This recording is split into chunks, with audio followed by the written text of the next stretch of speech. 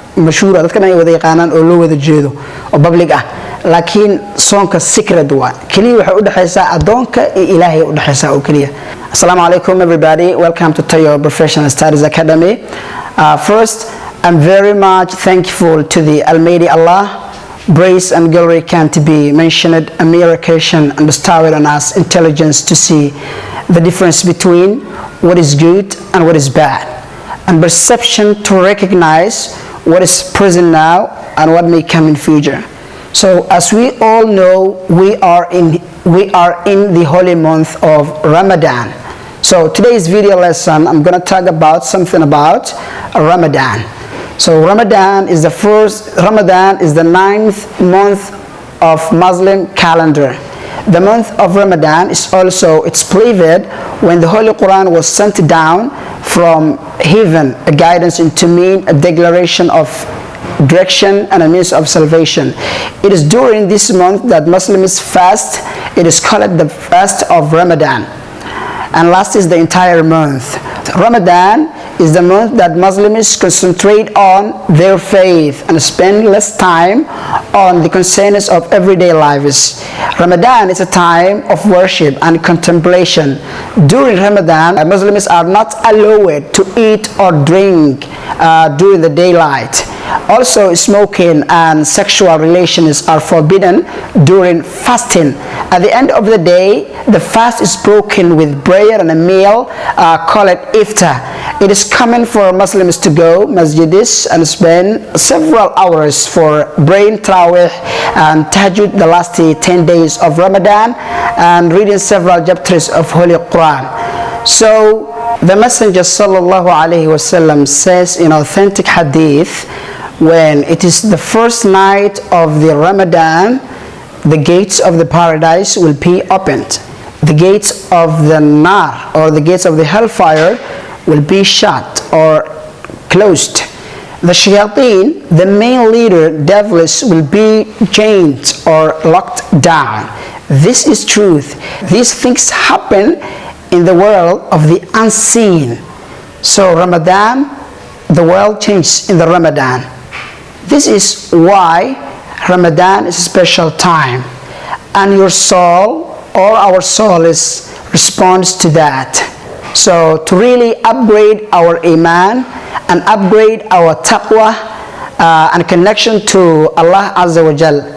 So I'm gonna conclude my short speech by praying Allah subhanahu wa ta'ala.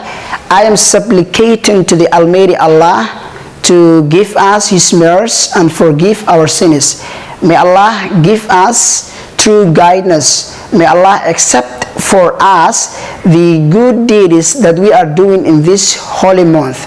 So right now, I would like to translate our mother tongue, since some of you may not understand English well.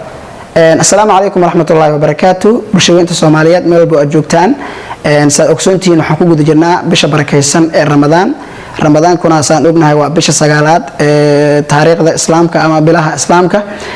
Waa bil cibaado, waa bishii Quraanka uu soo degay, waa bil ay mudan tahay in markaasi qof walba oo doonaya in uu ka faa'iideysan karo.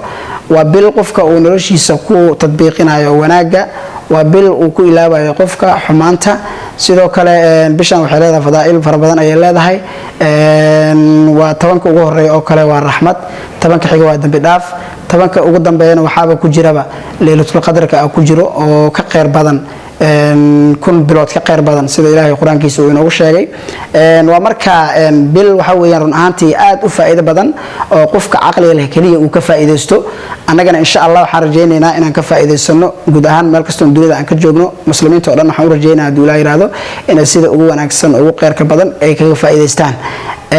sidoo kale to bishan waa bil markaasi cibaado, waa saan hore u soo sheegnay. waxaa teeda kale cibaadooyinka inkastoo cibaadada dhan Ilaahay uu leeyahay bishan gooniga ka tahay. cibaadooyinka kale hadda qofka markay uu sameeynayo waa wax iska mashhuura dadkan ay wada yaqaanaan oo loo wada jeedo oo public ah. laakiin soonka secret waa kaliya waxa u dhaxaysa adoonka iyo Ilaahay u dhaxaysa oo kaliya.